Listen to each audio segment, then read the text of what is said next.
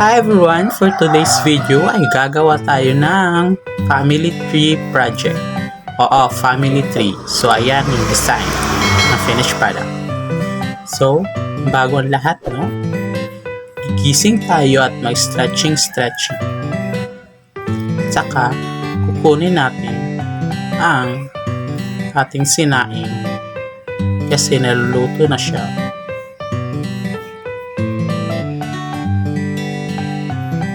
Yan. So, gagawin na natin ang ating first step.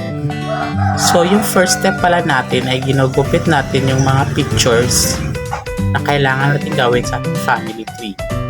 So, ang mga materials pala na kailangan natin gagamitin para sa paggawa ng family tree project ay simple lang, illustration board, mga pictures ng mga pamilya mo, glue, gunting, cover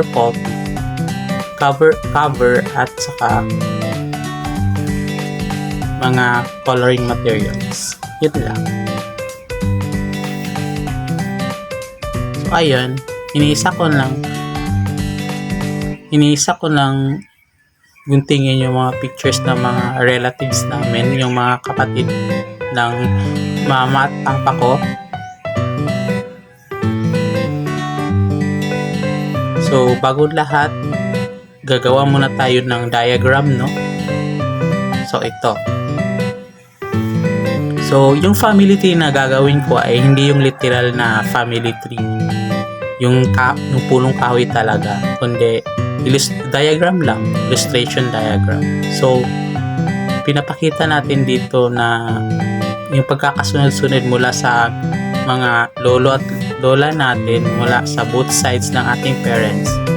Ibig sabihin, yung mga parents ng ating mama, yung nanay at tatay. Yung lolo at lola natin. So, gagawa tayo muna ng borderline. So, tapos, isa-isa na natin idikit mga pictures nila. Kung wala naman kayong pictures ng mga kapatid ng mga parents nyo, ay okay lang din naman. Pero ang importante doon ay malagyan natin ng space o pangalan ng kanilang illustration. So ito ngayon, isa-isa ko nang idikit yung mga pictures ng mga kapatid ng tatay ko dito na side sa my left side. So sa right side naman dito sa kapatid ng nanay ko. Tatlo lang kasi sila. So ayun, tatlong box lang yung ginawa ko.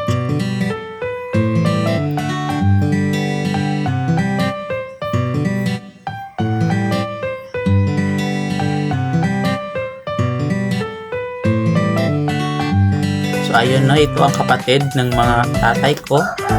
Ito naman kapatid ng nanay ko. So ito yung mga lecheng bunga. Char. So yan, mga kapatid ng tatay ko, mga kapatid ng nanay ko. At sa ito kami apat. Saka ito yung mga blank space na to, yun yung mga lolo at lola namin. Mga parents ng nanay at tatay namin. Pero wala na ako picture doon. Next step naman is guguntingin na natin yung mga pangalan nila. Hindi ko na sinulat kasi hindi naman maganda yung handwriting ko. So, gugupitin na lang natin. Sign natin gupit.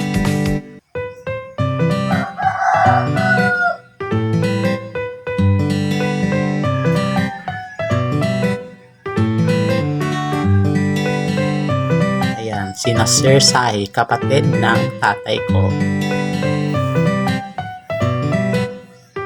So, lagyan ng glue. Actually guys, kung gagawa kayo ng family tree, pwede naman hindi diagram. Depende sa creativity nyo kung ano yung form ng inyong. Pero bago din ang lahat, no? So nagutom ako, kakain muna tayo ng breakfast. So meron tayong saging, kanin, at saka ulam. Saka yung ulam ko nga pala ay pinakbet na may isdang pinirito. So So ito, kakain muna tayo. Ay, wait. So bago ang lahat, no, magdasal muna tayo. Dasal. Thank you Lord sa pasalamat at pagkain.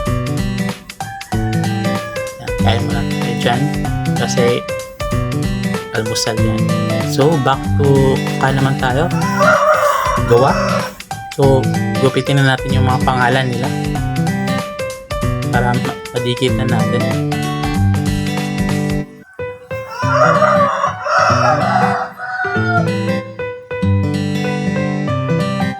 Ayan. Marami kasi yung kapatid sa side ng tatay ko, mga 5 ata sila. So mas malaki yung pamilya nila. So ayan, pangalan ng lolo't lola namin, pangalan ng mga kapatid ng nanay ko at kapatid ng tatay ko, at saka yung mga pangalan namin. Ayan, group na. Next step is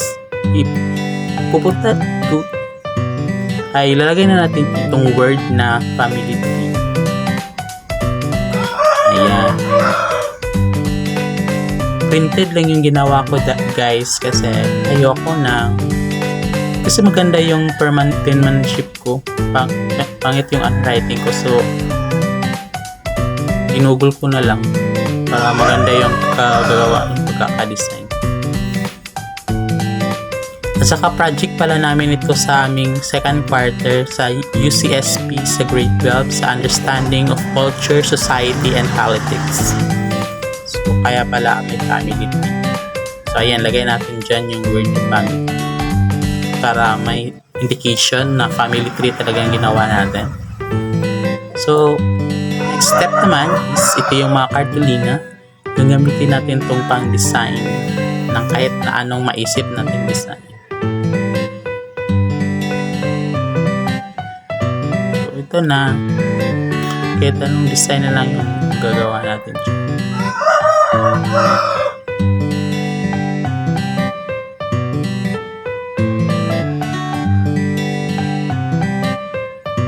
So itong blue pala na cartolina, no, gagamitin natin ito sa paggawa ng grass, kasi yung plano ko family tree, so dapat yung mga design ay yung mga nasa garden para mabuhat talaga siyang, kahit na diagram ay parang di siyang nasa puno or nasa gubat or nasa halaman or nasa garden. Ayan, guguhit na ako ng mga damo. Actually dapat green yan, kaso wala na akong green, blue na lang.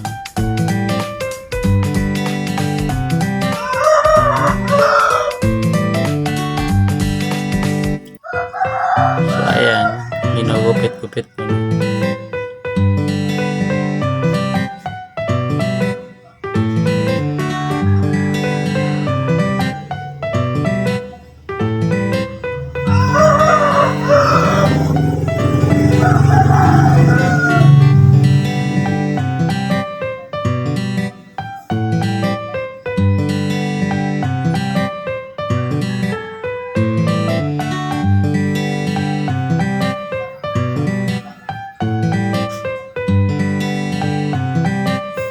Tinagalan ako sa paggupit dito. Grabe. Kasi hindi siya madaling gupitin.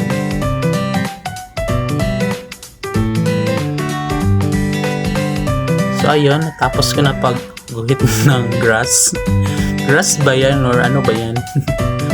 Para naman yung hindi grass. Para naman yung dilaw-dilawan. So ayun, yan, ididikit na natin sa baba. Diyan, ilalagay natin siya dyan. Para yan yung mga damo. Kasi pagkatapos ng damo ay ilalagay natin ang anong meron sa damo. Diba? Mga bulaklak. So simple lang yung bulaklak na ginawa ko dyan. So ito, gumawa ko ng bulaklak lang, tinupi ko lang yung square na papel dyan, tinupir ng pa-rectangle, at saka tinupir rin ng pa-rectangle ulit, at saka ginawang cone shape, at saka ginunting. Ayun, gagawa lang tayo ng simpleng bulaklak lang na hindi ka mahirapan. So ayan, so para siyang ayan, yung finished product.